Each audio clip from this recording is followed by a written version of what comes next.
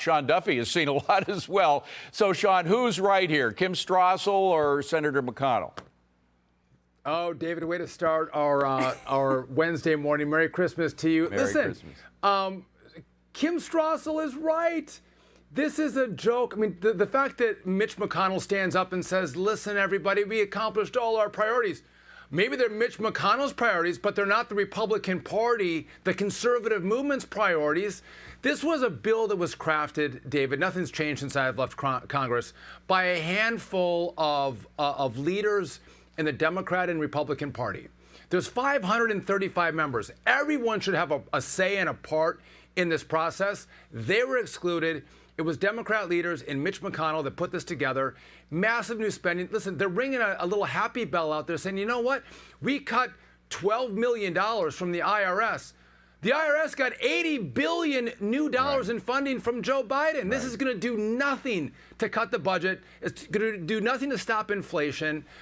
This is the worst part of how Washington works, exhibited right here in this omnibus Now, bill. McConnell says he's making what Kim Strassel says is a false claim, that it was either pass the Omni bill or have a government shutdown. But she says they can pass a short-term CR, continuing resolution, maybe they need a revolution, and kick this to next year when there is time for a thoughtful debate and a GOP House. So it's not either shut down or pass the bill. There is a third option, which they should be shooting for, no? Right, just to explain to your viewers, a continuing resolution is to say, listen, let's just continue the government at current spending levels. Right. Let's kick it out another month or 2 months, right? So that would have been smart to say, let's go into the early part of February, mid-February, let Kevin McCarthy and Republicans in the House get their sea legs, and then let's do a budget with Republicans in the House, Democrats in the Senate. That made complete sense. So you're right, that was another option. But the point, too, is I'll take a government shutdown. A government shutdown over a bad deal is worth it.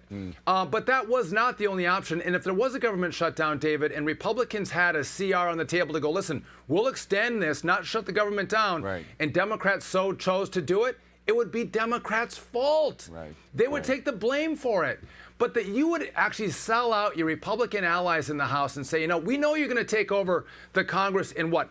10 days, a week, a little over a week, and we're not going to wait for you to take control. We're going to cut a deal with Nancy Pelosi and Chuck Schumer, us in the Senate, 10 of us in the Senate, and forget your majority that you just won is an offense to everyone who gave money to the Republican Party, everyone who's worked to serve in the Congress. It's a slap in their face by Mitch McConnell. And a government shutdown for a week or two is not going to be the worst thing in the world. Markets actually don't do too bad if it's a short-term shutdown. So there is a third alternative. Sean Duffy, we got to leave it at that, my friend. We could talk for hours on this one. Thank you very much. Have a great Christmas.